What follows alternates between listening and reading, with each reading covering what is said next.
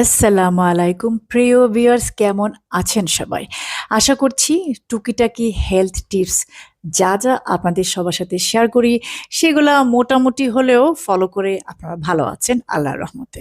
এই যে পেছনে কি দেখা যাচ্ছে ওটা দিয়ে সিমেন্ট বানানো হয়। আমার বাসায় টুকিটাকি কাজ চলতেছে, এইজন্য বিল্ডার এগুলো রেখে গিয়েছে। তো এই কর্নারটা আমার কাছে খুব বেশি কমফোর্টেবল, এইজন্য মনে করলাম থাক, পিছনে একটা কিছু দেখা গেলে কি সমস্যা। তো আজকে আমি আমার আরো কিছু বেসিক হেলথ টিপস আপনাদের সবার সাথে শেয়ার করতে চাচ্ছি, যেগুলো আমি নিজে ফলো করি। সেগুলা অত ডিটেলস আপনাদের সবার সাথে শেয়ার করা হয় না এর আগে। তো আজকে করব ইনশাল্লাহ। একটু মনোযোগ দিয়ে শুনবেন, উপকারে আসবে। আচ্ছা, প্রথমটা হচ্ছে ডিম আপনি কোন তেল দিয়ে ভেজে খাচ্ছেন, কোনটা আপনার জন্য healthy? Sunflower oil, vegetable oil তো আরো মারাত্মক, বা অলিভ অয়েলই বলেন, হ্যাঁ, ওইগুলার থেকে সবচেয়ে সেফ যে তেলটা হচ্ছে নারকেলের তেল। চুলে যে তেল লাগান সেই নারকেলের তেল না, হাঁস মার্কা মোরগ মার্কা না, এটা হচ্ছে কুকিং কোকোনাট অয়েল। ভালো ভালো সবগুলোতে এগুলো পাওয়া যায়, ইভেন কি বাংলাদেশেও খোঁজ করলে এগুলো পেয়ে যাবেন। ডিমের কুসুমের মধ্যে যে ফ্যাট আছে সেইটাই আমাদের বডিকে হেল্প করে ফ্যাটটাকে অ্যাবজর্ব করতে। কোকোনাট অয়েলে ডিমটা ভেজে খাওয়ার কারণে কি হচ্ছে, আমাদের বডি অ্যাবজর্ব করে fat soluble vitamins which are A, D, E and K। ডিমের মতো এত পুষ্টিকর একটা খাবার আপনি খাবেন, সেটা যদি পুষ্টিমানই নষ্ট হয়ে যায় ওই যে নর্মাল তেলে ভেজে খাওয়ার কারণে, তাহলে খেয়ে কি লাভ? তাহলে আপনাকে ডিমটাকে সেদ্ধ করে খেতে হবে, তাই না? কিন্তু আমরা ডিম ভেজে খেতে অনেক পছন্দ করি, তাই না? I know. তো ডিমটা আমরা খাবো কোকোনাট অয়েলে ভেজে। যতদূর আমি জানি কোকোনাট অয়েলই একমাত্র তেল যেটা মানে হাই হিটে নষ্ট হয়ে যায় না বা বিষাক্ত হয়ে যায় না, কারণ due to its high saturated fat content. তো ইদানিং আমি কোকোনাট অয়েল দিয়ে ডিম ভেজে খাচ্ছি। যদি আপনার ভালো না লাগে কোকোনাট অয়েল, অল্প ঘি দিয়ে ডিম ভেজে খাবেন। ঘি is far better then sunflower oil. যত রকমের সিড অয়েল আছে, ঘি এর থেকে অনেক ভালো। পরিমাণ মতো ব্যবহার করবেন, নো ওয়ারিস। অনেকেরই ভুল ধারণা যে বেশি ডিম খেলে মোটা হয়ে যাবেন বা হয়তো বা কোলেস্ট্রল বাড়বে। আমি নিজে কিন্তু দিনে 6টা ডিম খাই, সকালে 2টা, দুপুরে 2টা, রাত্রে 2টা। আমার কিন্তু ব্লাড কোলেস্ট্রলের প্রবলেম আছে, কিন্তু এই ডায়েটটা যখন আমি ফলো করা শুরু করেছি, আমার কিন্তু কোলেস্ট্রল খুবই নর্মাল আছে। অবশ্যই আমি এই যে ডিম খাই দিনে 6টা করে, এর মানে এই না যে আমি গরুর মাংস, তেল, চর্বিওয়ালা আর অনেক কিছু খাচ্ছি। তো আপনি যদি আমার মতো এখন 6টা ডিম খান, তাহলে কিন্তু আপনার অন্য খাবারগুলা মানে আজে বাজে খাবারগুলো অবশ্যই বর্জন করতে হবে। ফাস্ট ফুড, তারপরে ডিপ ফ্রাই ফুড, মানে আজে বাজে খাবার তো বুঝছেন, ভেজাল খাবার বা ভাজা পোড়া, এগুলো অ্যাভয়েড করতে হবে।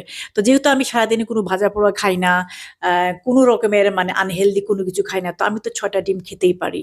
যখন আমি স্ট্রিক্টলি চেষ্টা করি যে ওয়েট লুজ করব, তখন আমি সারাদিনে আস্তে আস্তে 2টা করে 6টা ডিম খাই।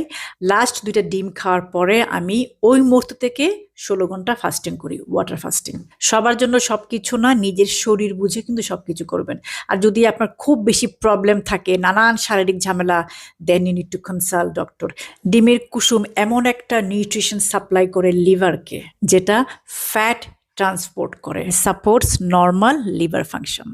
যাদের ঘুম অনেক কম হয়, ঘুমের অনেক প্রবলেম হয়, এটা হচ্ছে ম্যাগনেসিয়ামের অভাবে।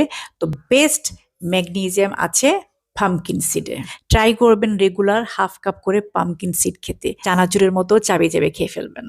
ম্যাগনেসিয়াম এত ইম্পর্টেন্ট একটা মিনারেল, যেটা আমাদের muscle function, nerve signalling, energy production এবং বোন হেলথকে ভালো রাখে। ম্যাগনেসিয়াম পামকিন সিডে শুধু যে ম্যাগনেসিয়াম আছে তা না, কিন্তু জিঙ্কও আছে এবং হেলদি ফ্যাটস আছে, যেটা ওই যে একটু আগে বললাম আমাদের হেলদি মাসল ফাংশনিং করতে সাহায্য করে।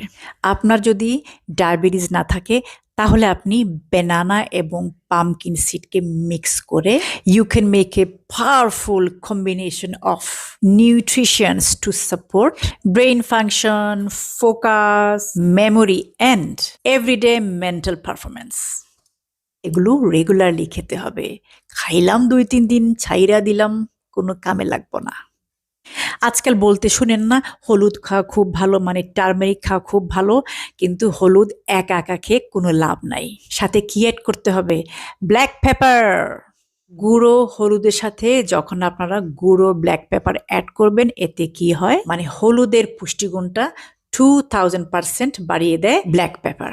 যদি আপনি টার্মেরিক বা হলুদ গুঁড়োর সাথে ব্ল্যাক পেপারের গুঁড়ো অ্যাড না করেন, তাহলে বলতে গেলে ওই যে হলুদ থেকে যে পুষ্টিগুণ আপনার পাওয়ার কথা, যেখানে যেখানে হলুদের কাজ করার কথা আপনার শরীরের ভিতরে, সেই কাজগুলা বলতে গেলে করেই না।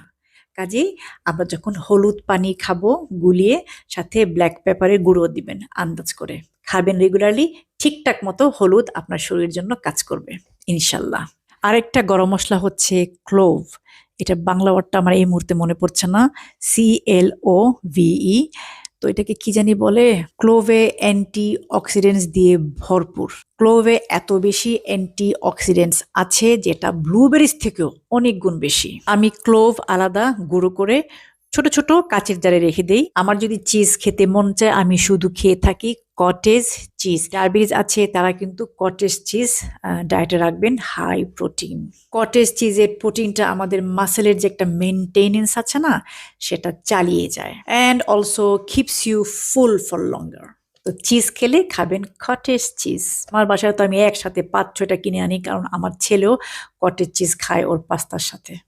আর সবশেষে যে খাবারটা আমার সবচাইতে প্রিয় এবং সবচাইতে বেশি এই খাবারের প্রতি আমার বেশি মনোযোগ, সেটা হচ্ছে বোন ব্রথ। বোন ব্রথে এত বেশি জেলেটিন এবং ন্যাচারাল কোলাজেন প্রোটিন আছে যে এইটা প্রোভাইড করে amino acids used to support connective tissues and joint health. একজন আপু আমাকে প্রশ্ন করেছেন, আমি যদি চিকেনের স্যুপ বানিয়ে খাই কিন্তু চিকেনের স্কিন যদি না খাই, কোনো ফায়দা হবে না? চিকেনের লেগ পিস কিন্তু, অন্য অংশগুলো না, লেগ পিসগুলা খেতে হবে, এবং স্কিনটাই তো আসল। স্কিনটা যদি আপনি না খান তাহলে তো লাভ নাই। স্কিনটাও খাবেন, স্কিনটা জাল দিতে দিতে যে তেল বের হয় সেটা আরো বেশি উপকারী। আমরা যারা কোলেস্ট্রলের সমস্যায় ভুগি, এই ভোগান্তির কারণে হচ্ছে যে তেলটাতে আমরা রান্না করি, সেই কারণে। ঘি থেকে কোলেস্ট্রল বাড়ে না। এক জমানায় সবাই ঘি দিয়ে রান্না করে খেত, আর এখন তো সবাই তেল। অনেকে আছে বোকার মতো ভেজিটেবল অয়েল, হুইচ ইজ দামে কম, সেটা ব্যবহার করে। এটা তো খুবই খারাপ। সবচেয়ে খারাপ তেল হচ্ছে ভেজিটেবল অয়েল। হ্যাঁ, সানফ্লাওয়ার অয়েল বলেন বা আরো কত রকমের তেল আছে না, সবই খারাপ। চুলায় দেওয়া মাত্রই তেলগুলা নষ্ট হয়ে যায়। তেল ছাড়া আমরা রান্নাই করতে পারি না। তেল ভাসতে হবে, তেলের মধ্যে আমরা কষাতে থাকি মাংস, গরুর মাংস, খাসির মাংস। যাই হোক, আজকে আমি আপনাদের সাথে আমার বেসিক কিছু ফুড হ্যাবিটস শেয়ার করলাম। Thank you all so much for. এই দুনিয়ায় এই মালিশের থেকে বড় মালিশ আর নাই, which was about castor oil. এই ভিডিওটা আপনারা এত পছন্দ করেছেন, এত সুন্দরভাবে ভিডিওটা গ্রহণ করেছেন, থ্যাংক ইউ সো মাচ। আমি চেষ্টা করব আমার যত রকমের লাইফস্টাইল হ্যাবিটস আছে, গুড হ্যাবিটসগুলো আপনাদের সাথে শেয়ার করতে। অবশ্যই যে কোনো কিছু আমি অনেক দিন ধরে করে রেজাল্ট পেয়ে তারপরে আপনাদের সাথে শেয়ার করি। আপনাদের সাপোর্ট দেখলেই না আমার আরও এই ধরনের ব্লগ বানাতে ইচ্ছা করে।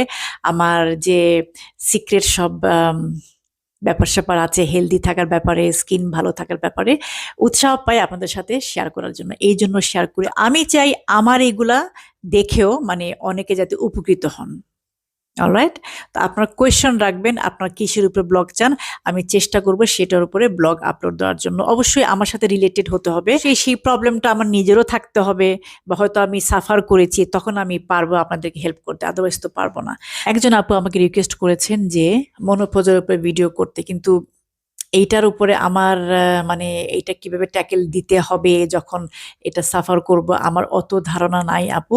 সো আমি এটা করতে পারছি না, যেহেতু যে ব্যাপারে আমার নলেজ নাই বা যে প্রবলেমটা আমি নিজে সাফার করিনি, সেই ব্যাপারে তো আমি আপনাদের হেল্প করতে পারবো না। বেটার হয় একজন ডক্টরকে, যিনি ভালো জানেন এই ব্যাপারে, তাকে কনসাল্ট করেন, অবশ্যই উনি আপনাকে হেল্প করতে পারবেন।